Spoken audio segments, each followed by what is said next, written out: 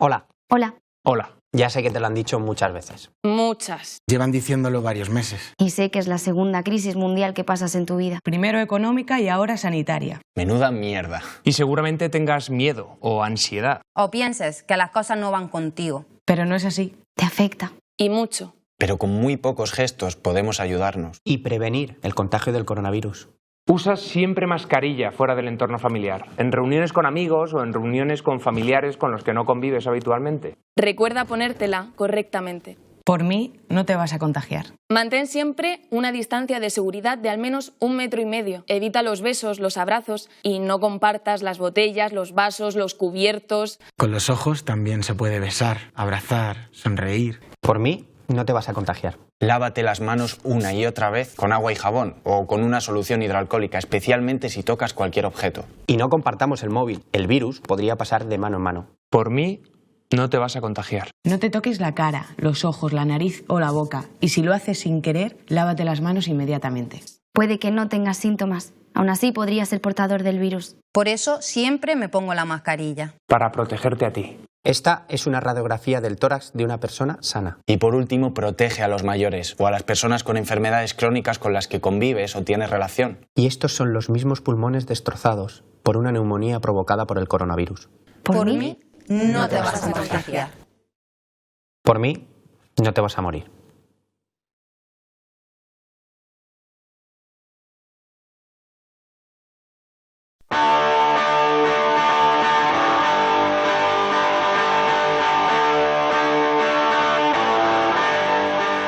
Fueron los únicos que no dejaron de trabajar cuando todo el mundo paró. Hombres y mujeres que tenían que seguir activos por el resto de la sociedad, apagando los diferentes problemas que producía la pandemia, con mucho cuidado, mascarilla y limpieza extrema para que el virus no les pillase. Una labor fundamental para el resto de ciudadanos. Algunos se llevaban los aplausos a las 7 de la tarde, otros eran algo menos visibles, pero con un cometido igual de importante. Héroes y heroínas que hoy serán los protagonistas de estos reencuentros, donde repasaremos los servicios básicos que ni una pandemia ha conseguido parar.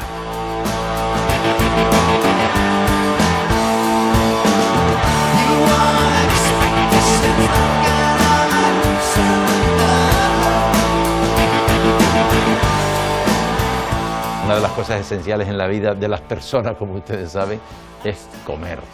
Comer y tener todas las cosas de la casa. Y he venido precisamente a una empresa de estas de las que garantiza el abastecimiento de un montón de productos. Y estoy con Dunia Pérez, que es la directora general de Spar, Gran Canaria. Hola Dunia, gracias por recibirnos y explicarnos un poco de qué va todo esto. Buenos días Paco, gracias a ustedes por visitarnos. Durante la pandemia, ¿qué pasó? ¿Cómo fue el primer momento de la declaración del estado de alarma? Nosotros, desde que se decretó el estado de alarma el sábado por la noche y el domingo estábamos trabajando para activar protocolos urgentes asesorados por nuestras empresas de prevención de riesgos laborales, que era lo primero, asegurar la seguridad tanto en las plataformas, oficinas como en las tiendas, y luego todo el tema de abastecimiento. Sí tengo que decir que el abastecimiento, a pesar de que se decretó ese sábado 14 de marzo, nosotros ya veníamos preparando todo el almacén para hacía ya 3 semanas antes con toda la mercancía, con lo cual en un principio no habían problemas de abastecimiento en nuestra central. Y ahora se puede decir que el suministro está absolutamente normalizado, garantizado y no hay ninguna carencia. No, te puedo decir que está ahora y estuvo antes, decir, antes lo que pasaba era simplemente que debido a la avalancha de pedidos y a nivel mundial, nosotros teníamos que jugar con planificar diferentes marcas para tener, pues, sobre todo los productos básicos, el arroz, la leche. Sí, es verdad que nuestro almacén estuvo casi más del 80% de ocupación en su momento, porque queremos prever lo que pueda pasar, que hoy por hoy no sabemos y queremos dar total tranquilidad a que lo tenemos bastante controlado. ¿Y cuáles fueron los artículos o qué sector de artículos de productos tuvieron más complicación en aquel momento? Bueno, en aquel momento claramente la celulosa, el papel higiénico, la servilleta, los productos de todo lo que es harina, la levadura, el arroz. Nosotros hicimos trasvases también a nuestros compañeros, incluso de contenedores, es decir...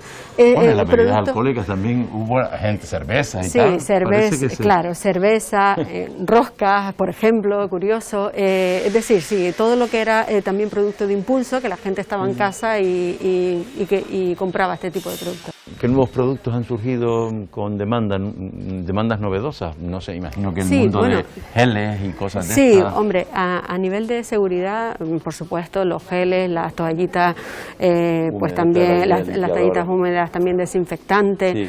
Las mascarillas también, todo lo que lleva accesorios, todo lo que es la lejía, todos esos productos que antes tenían una demanda normal se disparan. Y con respecto a los proveedores, ¿se buscan proveedores de confianza?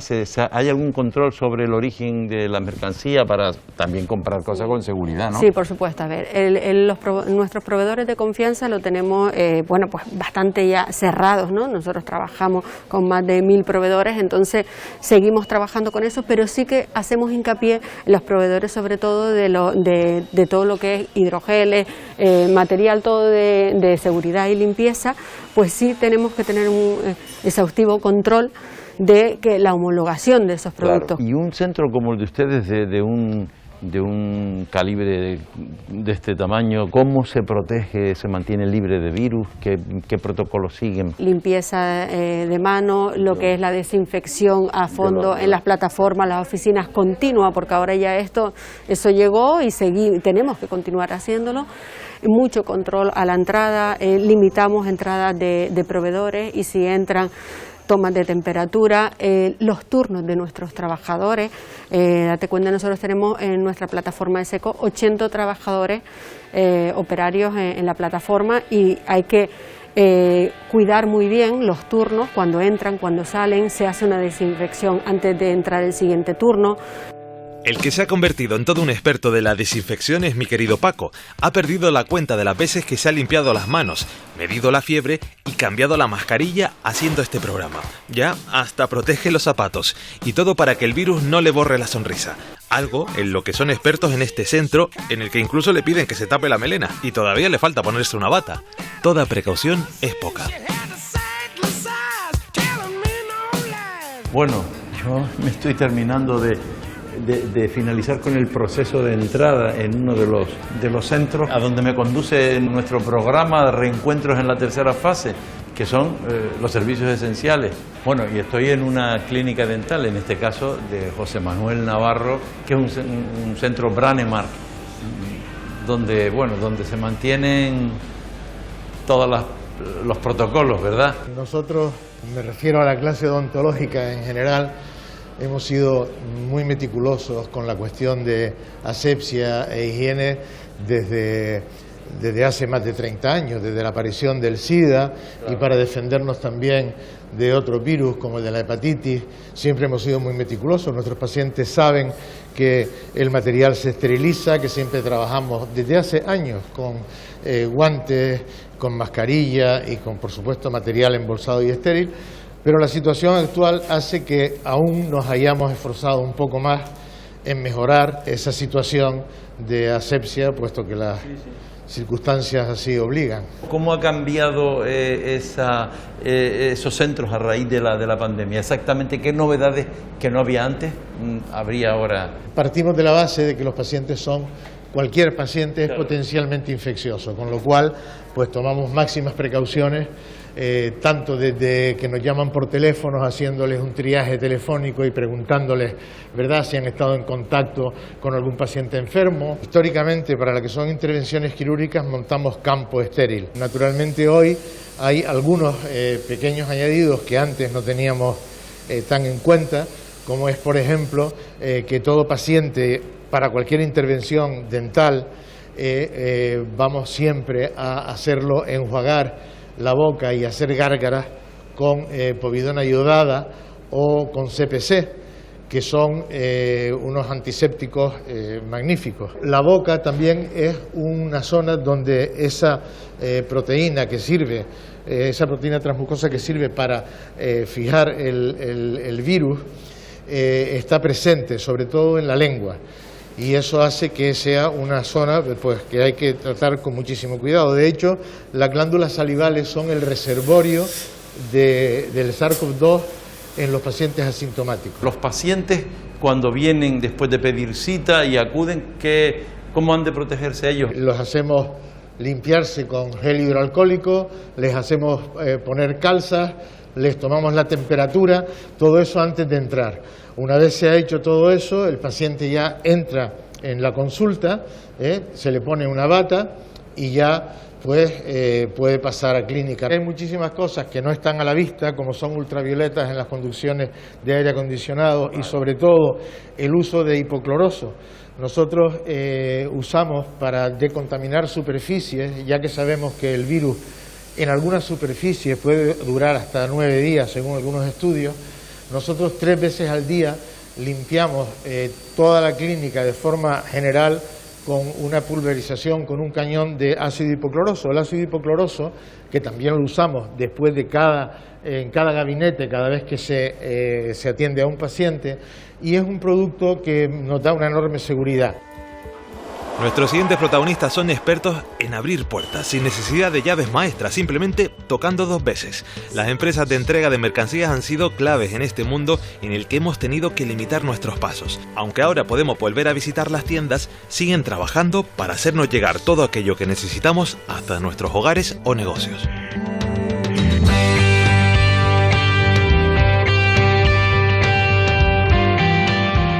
He venido a hablar con Joaquín Jorge Blanco, que es director de Alcurier, una empresa de mensajería que tiene... Ya hace más de 30 años que estamos aquí. Y una empresa de mensajería y de paquetería. ¿Cómo fue esto del confinamiento, teniendo en cuenta que ustedes tenían que estar ahí? El primer problema que tuvimos era la incertidumbre con lo que nos íbamos a encontrar aquí. Empezamos el mes de abril y vimos que no. Por un lado, muchas empresas habían cerrado, pero por otro lado, muchas empresas están en venta con el tema de la venta online.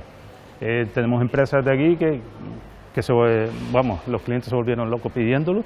Teníamos empresas que la gente estaba en sus casas y ellos querían estar quietos. Transportamos desde piscinas hasta césped artificial, barbacoas, pintura, brochas, bricolaje muchísimo, juegos también para estar en las casas jugando. Eso suplió un poco el otro transporte que nos hacíamos, que era la mensajería habitual. El confinamiento, digamos que desató toda la creatividad del público, ¿no? Muchísimo. Aquí estábamos asombrados porque llegaban camiones y camiones para transportar todo eso. Entonces, ¿cómo es el procedimiento desde que se recibe el paquete hasta que se le entrega al cliente en el asunto de la desinfección y todo eso? Nosotros somos una empresa que no almacenamos normalmente. Nosotros recogemos y entregamos o enviamos fuera de la isla a otro sitio en 24 horas. ¿No? Una empresa de mensajería, paquetería. La mercancía llega aquí, a los furgones se les desinfecta a todos y después se pasa a su pesado y a su medición para ver qué tamaño tiene y el peso que tiene.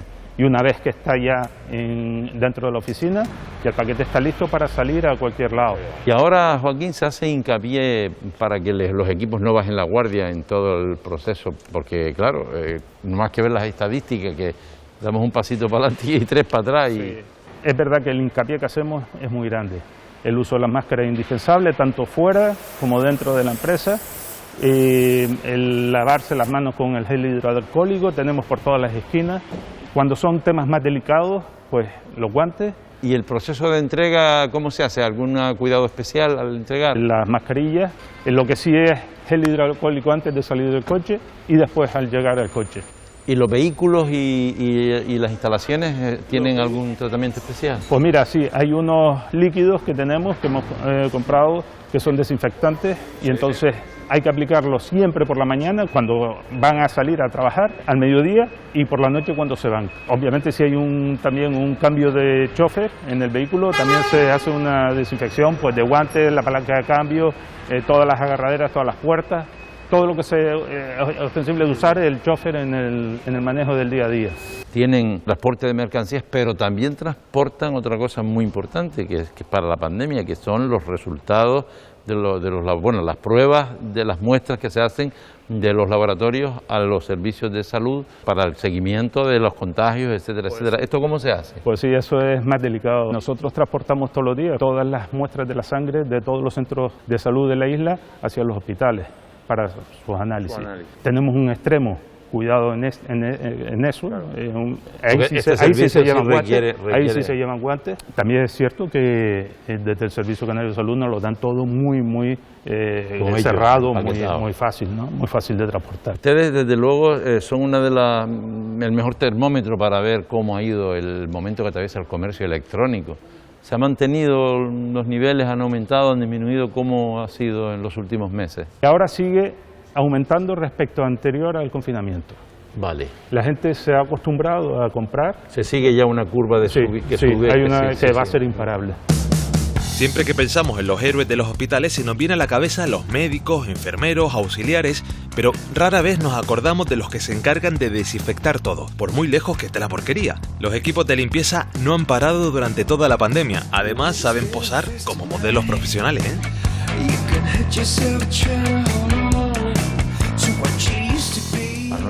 Manolo Cabrera, jefe del servicio de CLESE, que es la contrata que tiene el servicio de limpieza del Hospital Dr. Negrín. Durante la pandemia han tenido que estar ustedes al pie del cañón en todo momento y sobre todo una limpieza. ¿Les ha hecho que su trabajo sea valorado mejor? ¿Se sienten ahora más valorados que antes? A ver, evidentemente la limpieza siempre ha tenido un valor importante en un hospital, juega un papel muy importante. Es crucial no solo con el COVID, sino en un ámbito hospitalario. Desinfecciones son diarias. Pero sí es verdad que ahora mismo con la situación que estamos viviendo con el tema del COVID, pues lo que aumenta son las frecuencias de limpieza, los recursos materiales, tanto personal específico con formación específica y productos específicos. ¿Y ustedes han dejado de ser limpiadores para que se les llame profesionales de la limpieza o cómo les gusta que les diga? Bueno, realmente para realizar una limpieza hospitalaria, CLESE entiende que el desempeño tiene que ser un desempeño profesional. Entonces, por eso CLESE designa perfiles específicos ahora en esta situación que estamos, con una formación teórico y práctica. Para ustedes, ¿no? Para nosotros, sí, para actuaciones ante casos COVID en este hospital. ¿Cómo ha cambiado el día a día para un equipo de limpieza en un centro como este? Hemos tenido que emplear más recursos, la frecuencia de las limpiezas se aumenta, distanciamiento social.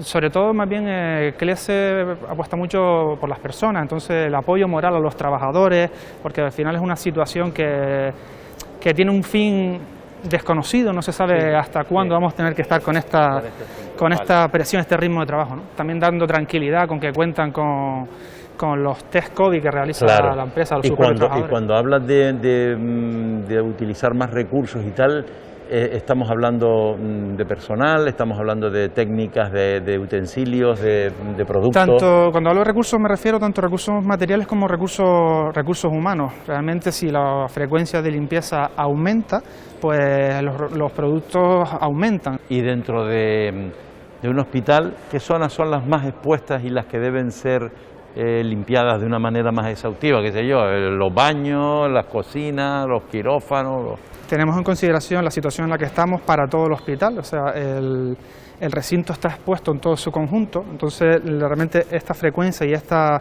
exigencia de limpieza es en todo el hospital. Ciertamente en las zonas de alto riesgo, donde están los pacientes COVID, pues la exigencia es mayor, pero la importancia es en su conjunto.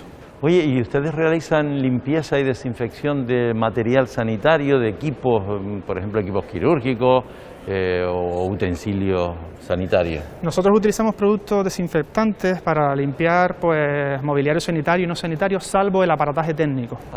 Pues vale, eso lo hacen otras empresas. Sí, estos productos pues son productos virucidas, fungicidas, bactericidas, ¿no? Contra los virus, los hongos y las bacterias, tanto de mobiliario sanitario como no sanitario. ¿Y han tenido que cambiar sus herramientas, sus aparatos para hacer frente a este amigo invisible? Los productos que he utilizado siempre han sido de uso hospitalario, no ahora por estar en una situación de pandemia o con el COVID hemos tenido que cambiar los productos. Realmente habíamos sido previsores con el tema de las desinfecciones ante cualquier tipo de virus. Ciertamente se han empleado pues más recursos a nivel de equipos de protección para los trabajadores, dosificadores de gel hidroalcohólico para los trabajadores, una señalización en toda la zona para guardar el distanciamiento social.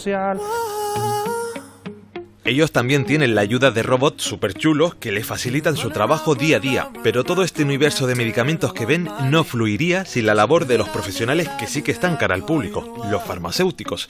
Suelen ser los centros sanitarios más cercanos de nuestros hogares y pese al riesgo que corren, siempre hay una farmacia con su particular cruz encendida.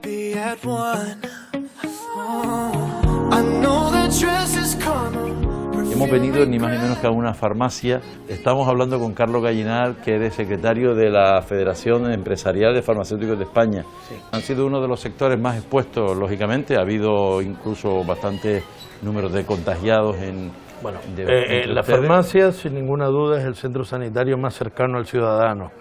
Y desde el primer momento decidimos mantener nuestras puertas abiertas y acercarnos totalmente a las necesidades que necesitaban nuestros pacientes, que más que pacientes muchos son amigos. Desde el minuto cero, las 22.000 farmacias de España atendimos diariamente a 2,3 millones de pacientes y nos expusimos intentando minimizar el riesgo todo lo que se pudiera, pero el riesgo estaba.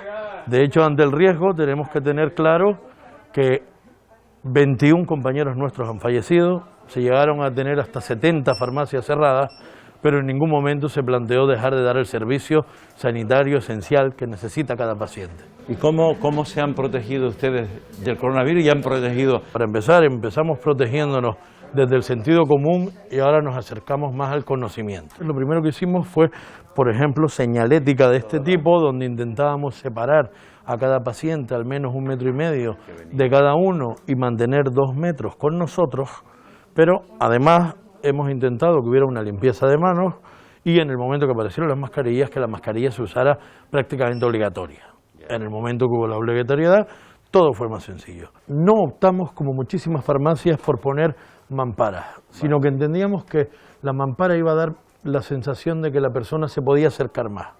Entonces, bueno, se nos ocurrió simplemente alejar un poquito más la distancia hacia el mostrador y utilizar unos palos tan sencillos como estos, donde a la persona lo que vamos a hacer es pedirle aquí la tarjeta sanitaria y vamos a mantener el 1,5 metros, los 2 metros de distancia.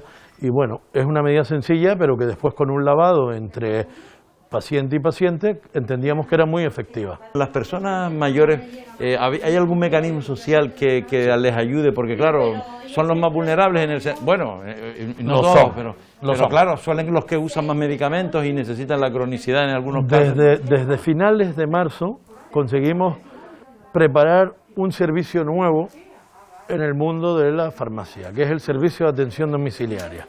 Se autoriza por primera vez a los pacientes vulnerables a llevarles los medicamentos a su casa. Esto es una revolución, porque seguramente mucha de la gente que nos está viendo ahora no pensaba que esto estaba prohibido.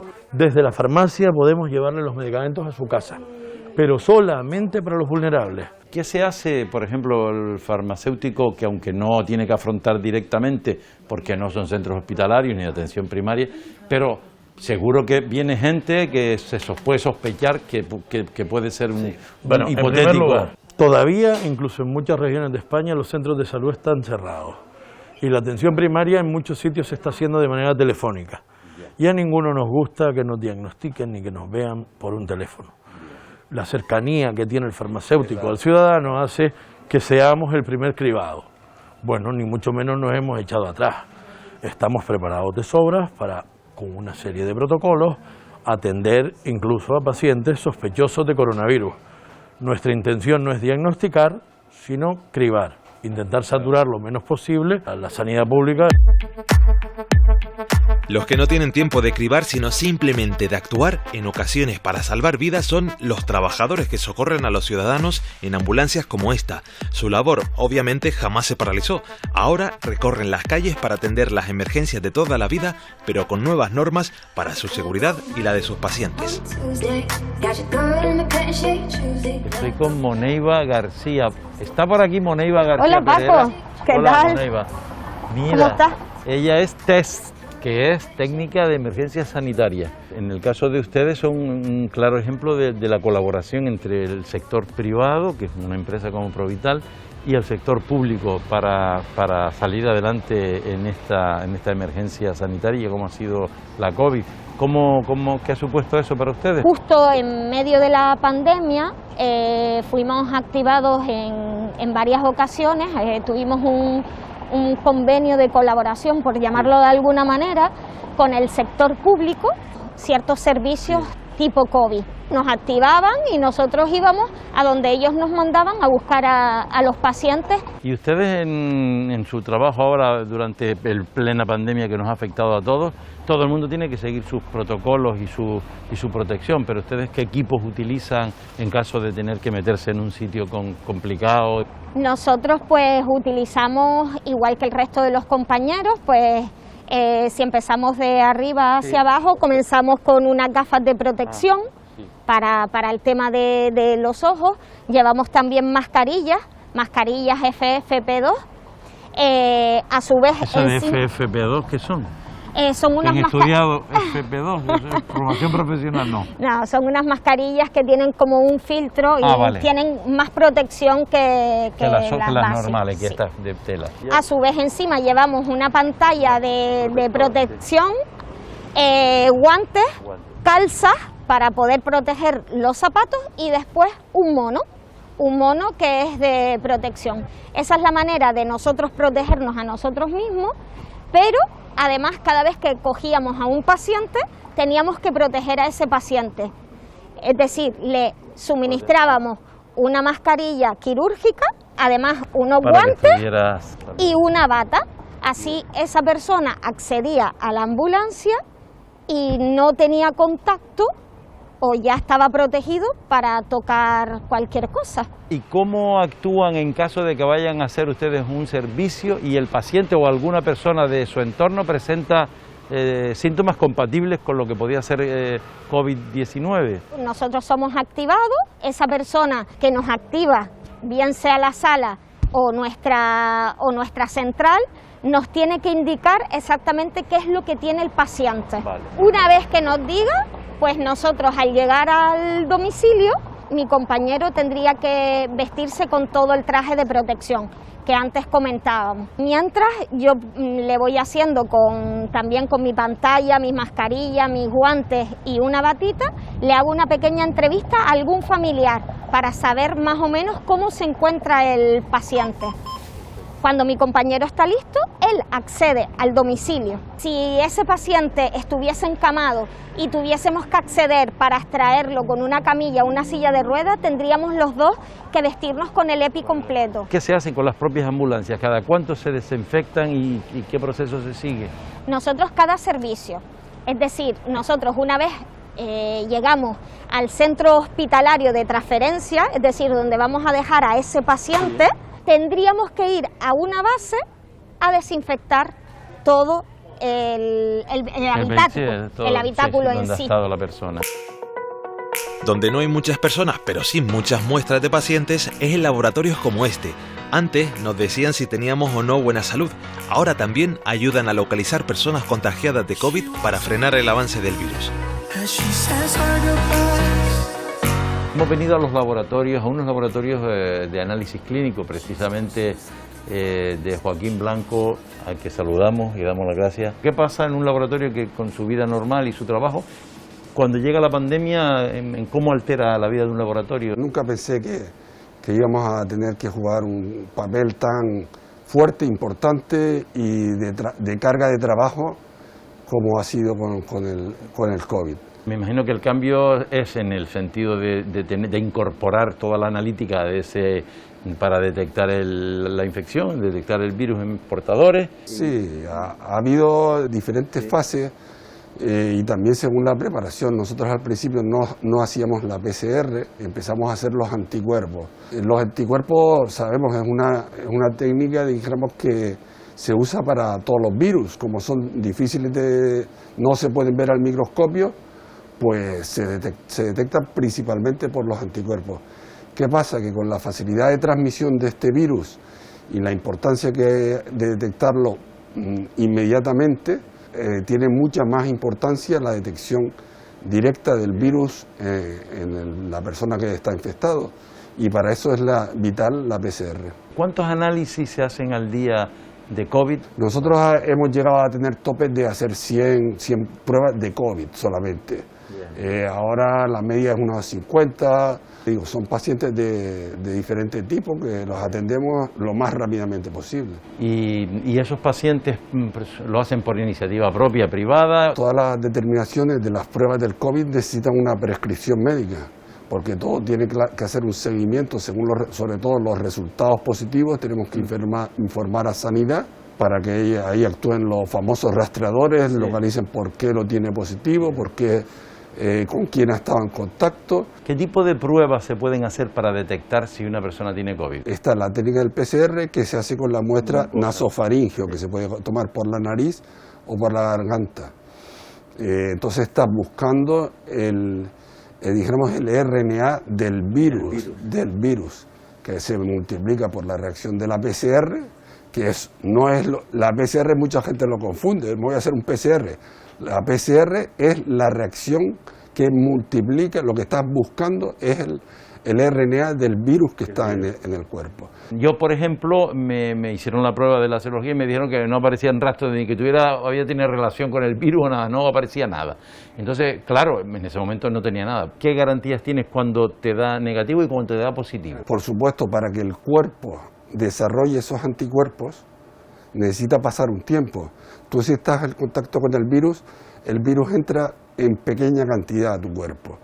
Y entonces tiene que empezar a invadir células, a multiplicarse y para empezar a tener los síntomas. Entonces, en ese momento es cuando aparece, puedes detectarlo por un método de laboratorio que cada vez tiene más sensibilidad, el que hay virus, el más sensible es la PCR.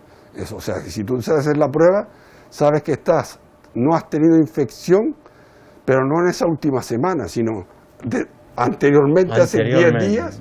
Y con respecto al personal que usan y en los aparatos específicos para eso, ¿han tenido que modificar mucho? Usamos las medidas de la mascarilla, pero por suerte pues no hemos tenido ningún problema. Eso entre nosotros. Y lo que sí, que nos hemos quedado sin vacaciones en este verano. Pero...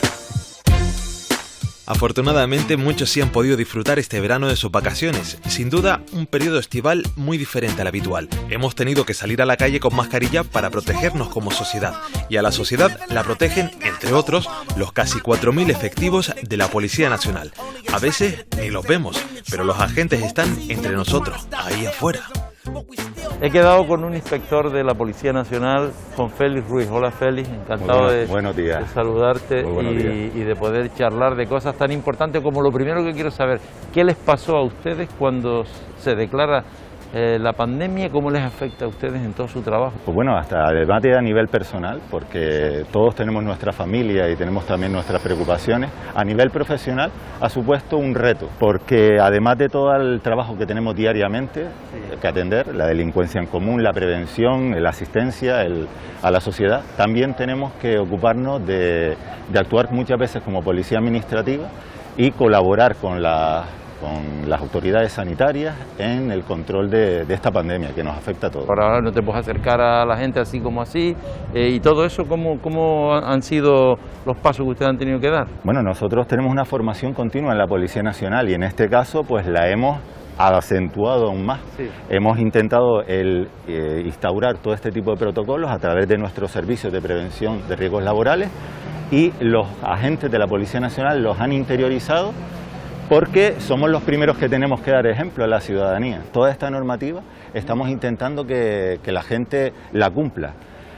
Pero antes que nada también estamos haciendo y hemos estado haciendo una labor de información, porque la gente, si a nosotros ya nos cuesta a veces pues estar actualizados, y la gente por su parte, hay mucha gente que no tiene esa información. Entonces la Policía Nacional, antes que nada, informa al ciudadano. Señor, mire, a partir de ahora esta es la nueva normativa, tiene usted que...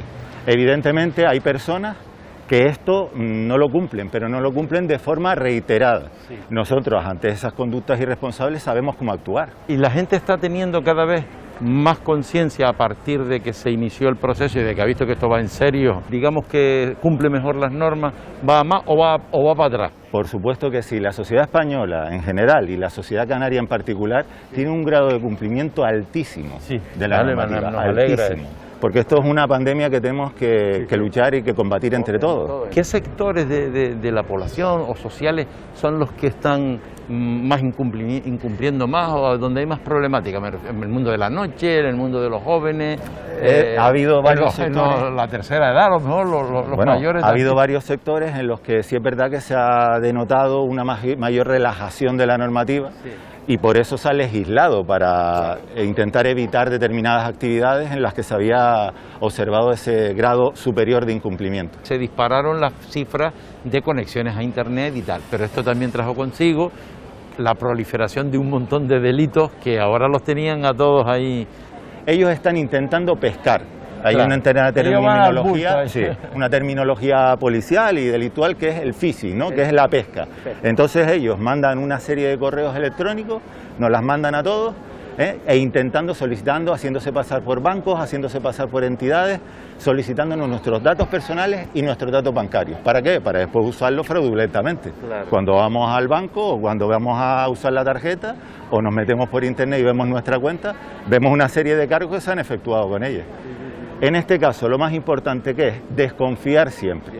Las entidades bancarias no nos van a pedir datos personales a través de esos medios. Nunca lo hacen. Lo que estamos viviendo en este 2020 es una especie de guerra sin cuartel.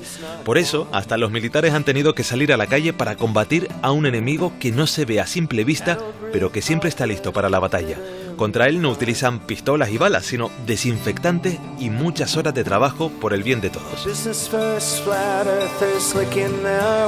Y he venido a la Unidad Militar de Emergencia y me he citado con un teniente, con el teniente Roberto Amorín, que es, bueno, de la UME.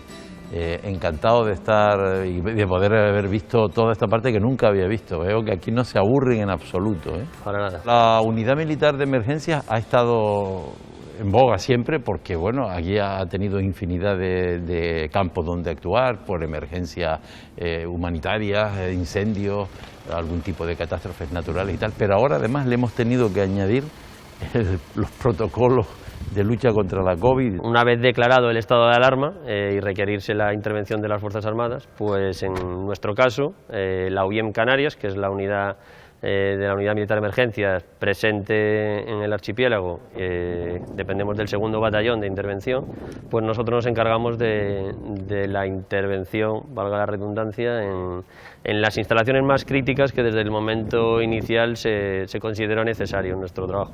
Aeropuertos, estaciones de autobuses, zonas de lo que se denominaba pública concurrencia, donde había más tránsito de personas y era importante hacer esos tratamientos de desinfección inicial. Paralelamente hacíamos patrullas en núcleos urbanos para, a través de sistemas de megafonía, pues difundir ese mensaje de confinamiento, de tranquilidad también y de información a la gente para mantenerse en sus domicilios. ¿Qué se tiene que producir para que intervenga la Unidad Militar de Emergencia con respecto al coronavirus? En el estado de alarma nuestra disponibilidad era permanente, 24/7, tanto en las islas como en la península, y nosotros la actividad que desarrollamos durante la operación Balmis se dirigían las operaciones desde el mando de operaciones del Ministerio de Defensa y a requerimiento de las comunidades autónomas en función de puntos donde había caso positivo, puntos de interés, instalaciones críticas. Pues por ejemplo, pongo de ejemplo Merca Las Palmas, que era un punto de distribución de alimentos cuando era crítico garantizar el abastecimiento a la población, pues en esas zonas a requerimiento pues se hacían trabajos diarios de sol a sol, literalmente era de sol a sol, con nuestro personal y nuestros medios. Nosotros hemos visto al llegar una cantidad de vehículos y aparatos y tal. ¿Qué son las cosas más importantes que se utilizan para, por ejemplo, desinfección de zonas, de barrios, de objetos materiales, de calles, por ejemplo? Nosotros inicialmente se hacía una desinfección de nivel 1, que es una capacidad que todos los intervinientes de la Unidad Militar de Emergencias y del resto de las Fuerzas Armadas adquirimos y poseemos, que viene a ser hacer trabajos de desinfección manual, pues con mochilas, como se han visto en televisión y demás, en zonas interiores donde haya que acceder y demás, Para todas aquellas superficies que puedan suponer un riesgo, pues se garantizaba la desinfección con concentraciones de hipoclorito, con desinfectantes autorizados por el Ministerio de Sanidad para garantizar esa desinfección. Nuestro trabajo se complementaba con nuestros medios, nuestros vehículos con sistemas de rociado que ya en zonas exteriores nos permite abarcar mayor superficie. La de nivel 2 se realiza con una unidad específica de la Unidad Militar de Emergencia, que es el Grupo de Intervención en Emergencias Tecnológicas y Medioambientales, sus siglas son GIETMA, que es un personal de la Unidad Militar de Emergencia, pero que está especializado en hacer desinfección con otros equipos y otros desinfectantes. Son productos más potentes, más eficientes, que son los que se utilizan en puntos donde ha habido casos positivos confirmados, por ejemplo, una residencia de ancianos, en una habitación que al paciente se le ha trasladado al hospital, hay que garantizar la higienización y la desinfección de esa habitación. Lo que hemos incorporado en nuestro día a día son todas las medidas de seguridad y preventivas para evitar un posible contagio en nuestro personal. Como unidad crítica, que nosotros tengamos casos y personal infectado puede afectar al grupo burbuja con el que trabaja. Para ello hemos desarrollado grupos de trabajo donde el personal de una autobomba convive en vestuarios, en vehículos con ese personal, y en caso de tener una afección, pues que no afecte y condicione la operatividad y la disponibilidad de la unidad. Durante esta pandemia cada día se enciende algún problema, a veces de manera literal, y para ello están, y siempre han estado, los bomberos, trabajadores esenciales hasta en pandemia. Aunque al virus no le guste mucho el calor, los bomberos también deben desinfectar todo y tener mucho cuidado para evitar que el coronavirus haga saltar las alarmas de su salud. Hola Eduardo. Buenos días, Paco. Cabo del servicio del parque de Arinaga del consorcio de emergencias. Bueno, las emergencias y los servicios de emergencia, aunque esto es un parque de bomberos, que yo siempre he pensado que un parque de bomberos es donde van los bomberos a pasear, ¿no? Porque es un parque donde se puede dar el caso, Paco, pero también hacemos otras cosas. También hacen otras, eso es lo que quería decir. ¿Cómo han cambiado estos servicios con los nuevos protocolos de la pandemia? ¿Qué ha tenido que incorporarse? Paco, cuando el SECOI nos llama y hay personas en riesgo, ya cuando hay personas nos ponemos alerta nosotros por el tema del famoso COVID-19. Entonces tenemos una protección que llevar y evaluar en el sitio. Si tenemos tiempo y podemos ponérnoslas, nos las ponemos, y si es premura de la emergencia, pues el primer binomio con protección pues actúa sobre la víctima. Incluso la línea roja siempre está ahí para pisarla, ¿no? Claro. Se te puede romper la mascarilla y no tener mascarilla. Incluso te puedo poner un ejemplo, nosotros, si el incendio forestal que tú decías ocurre cerca de viviendas, le llamamos nosotros interfase, pues probablemente hay una pareja de personas mayores dentro y hay que sacarlas, y los bomberos vamos vestidos para forestal. No tenemos el buzo y podemos rozar esa línea roja, pero intentando evitar, es un servicio con riesgo, que tenemos que evitar lo máximo posible, pero que estamos, claro, sabemos que tenemos riesgo de contraerlo, ¿no? ¿Y han tenido que usar algún tipo de equipo distinto al habitual? El equipo distinto habitual nuestro, sí. El EPI nuestro ya por sí es bastante amplio, vale. Pero si a nuestro EPI le añadimos el buzo sanitario que todos hemos visto, el tema de la mascarilla, la gafa, la protección, el tema de guantes y el tema de la desinfección que tenemos que hacer después, sí es un añadido nuevo a nuestros EPI normalmente. Se ve la imagen, o se imagina uno la imagen de los equipos de emergencia, pues entre un momento y otro de descanso, pues conviviendo, interrelacionándose, varios equipos coordinados. ¿Cómo ha afectado lo de la pandemia a la interrelación entre el personal de los servicios? Sí, ha afectado bastante, quizás donde más hemos visto esa preocupación nuestra de no infectarnos es por la vida diaria del parque. Son 24 horas de convivencia y a veces hay zonas donde nos reuníamos y ahora tenemos que tener espacio. Teniendo el espacio y teniendo higiene personal, pues se intenta evitar que haya contagio entre nosotros. Es lo máximo que podemos hacer. En resumen, si vas a alguna consulta médica, salvo en el caso de urgencias, pide siempre cita previa y acude con tiempo, sé puntual. Quítate pulseras, anillos, collares y pendientes. Al llegar sigue las instrucciones del personal, usa una mascarilla apropiada y lávate bien las manos. Presta atención a la señalética, espera sentado hasta que sea tu turno y evita el contacto con superficies que se suelen tocar fácilmente. Si has de hacer cola, hazlo guardando la distancia de seguridad. Si tienes que preguntar información, mantén esa misma distancia cuando hables con el personal. Evita tocarte la cara, ojos, nariz o boca. Si toses o estornudas, cúbrete la boca con un pañuelo desechable o con el codo. Y si has de pagar, evita hacerlo en metálico, a poder ser, hazlo mediante una tarjeta de tipo contactless. Y recuerda, si tienes cualquier síntoma asociado con la COVID-19 como tos, fiebre o dificultad al respirar, quédate en casa y llama al teléfono de información coronavirus del Gobierno de Canarias, 900-112-061. Y en el próximo programa nos iremos hasta las universidades canarias para descubrir cuáles son las normas que afectan a los estudiantes. Recorreremos los campus universitarios y todas las instalaciones que se han preparado para la llegada del nuevo curso. Así que pónganse guapos porque la semana que viene nos iremos a la uni en los reencuentros en la tercera fase.